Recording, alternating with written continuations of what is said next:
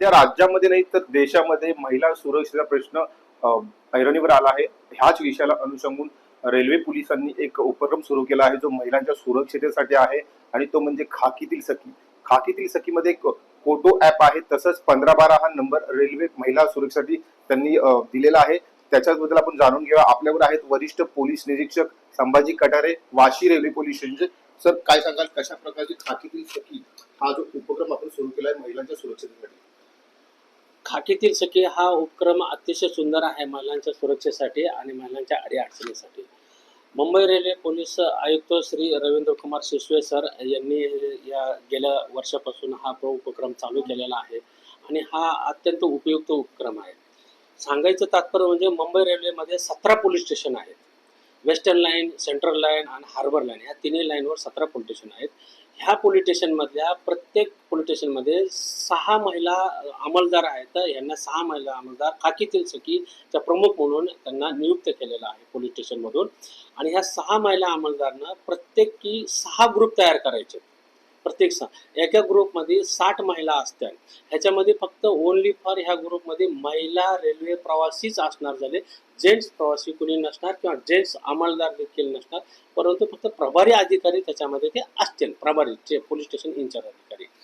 ह्या रनिंग प्रवासामध्ये महिला प्रवाशांना जे काय अडचण येत असेल किंवा त्यांची बॅग राहिली असेल, त्यांच्यात काही किरकोळ हे असेल, त्यांना कुठल्या जो प्रॉब्लेम असेल त्या महिला प्रवाशांनी फक्त खाकीतील सखी यांना फक्त त्या ग्रुपवर एक मेसेज करायचा आहे की मी इथून ह्या स्टेशनवरून अशा अशा दिशेने प्रवास करते आणि ह्या कोचमध्ये आहे, मला अशी अशी आपली मदत पाहिजे. तर समोरचं स्टेशन यायच्या अगोदर त्या स्टेशनवर प्लॅटफॉर्मवर आपले महिला अंमलदार असतील, जेंट्स अंमलदार असतील तिथं, तर ह्यांना मदत करायला तत्परतेने तयार असतात.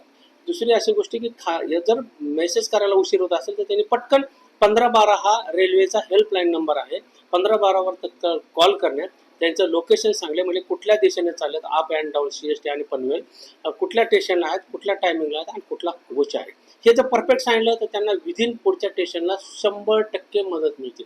प्रत्येक रेल्वे स्टेशनला 2-2 कमीत कमी अंमलदार आपले हजर आहेत. प्रत्येक रेल्वे स्टेशनच्या महिला कोचच्या समोर ते गस्त करत असतात, पुरा असतात.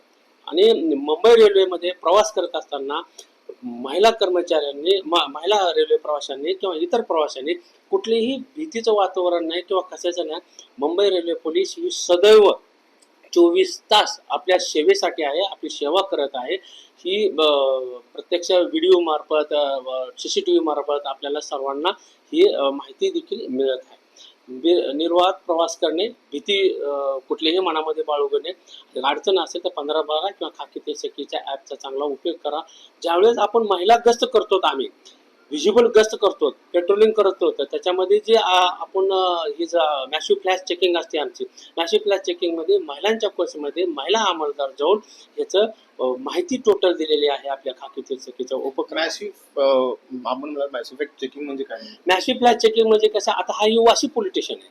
वाशी पोलीस स्टेशनचे अंमलदार आणि काही पनवेलचे अंमलदार किंवा वडाळ्याचे अंमलदार, मग अशी वाशी टू वडाळा आठवड्यातून 1 दिवस, वाशी टू पनवेल आठवड्यातून 1 दिवस, हे प्रत्येक गाडी पकडायची, पुढच्या स्टेशनपर्यंत त्या कोचमध्ये जायचं. त्या कोचमध्ये आपण माहिती द्यायची, काय अडीअडचणी असताना महिला प्रवाशांच्या इतर प्रवाशांच्या जाणून घ्यायच्या.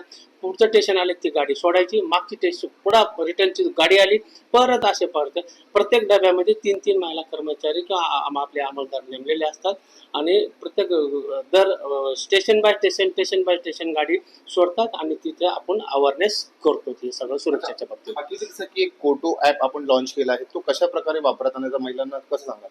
खाकीतील सखी बरोबरच एक कोटो जे आहे, COTO जे ॲप आहे, हा एक खाजगी ॲप आहे.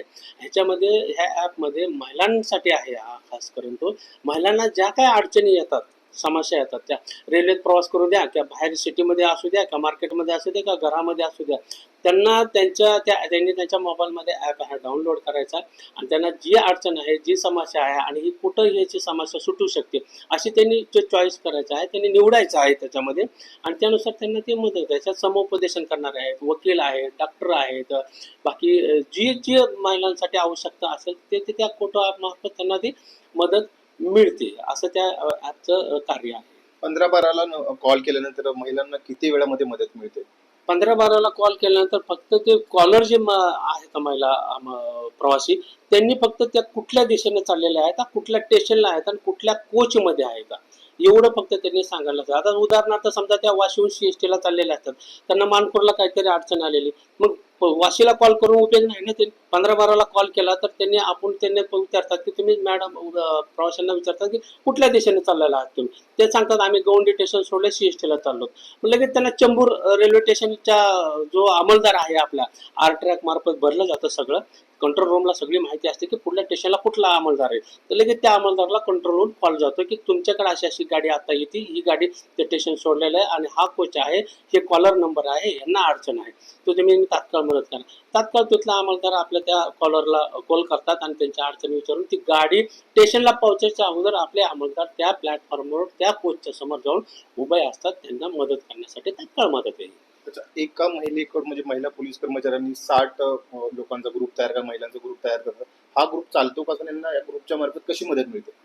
जर ह्या ग्रुपवर जर ज्या महिला ग्रुपमध्ये जॉईन असतात ना, तर त्या महिलांना फक्त ज्यावेळेस प्रॉब्लेम असेल तर त्यावेळेसच त्यांनी ते मेसेज करायचा आहे. मेसेज केल्यानंतर ह्या ग्रुपमध्ये जे आपले अंमलदार आहेत ना, ते बघतात, ते सारखं चालू असतं, त्यांना हे कळतं की लगेच तात्काळ दिल्यानंतर ते अंमलदारला माहिती मिळाली की अंमलदार काय करतात की ठाणे अंमलदारला सांगतात. ठाणे अंमलदार प्रथम जे त्यांना अडचण आहे, ज्या दिशेने ट्रेन चाललेली आहे, पुढच्या लगेच स्टेशनला कॉल करतात अंमलदारला की असे असे प्रवासी आहेत, या ह्या कोचमध्ये आहेत, त्यांना तिथं मदत पाहिजे आहे, असं तुम्ही मदत करा. ती माहिती ठाणे अंमलदार त्यानंतर प्रभारी अधिकाऱ्याला सांगतात. म्हणजे ही सगळी माहिती त्या रजिस्टरमध्ये नोंद केली जाते, स्टेशन डायरीमध्ये नोंद केली जाते.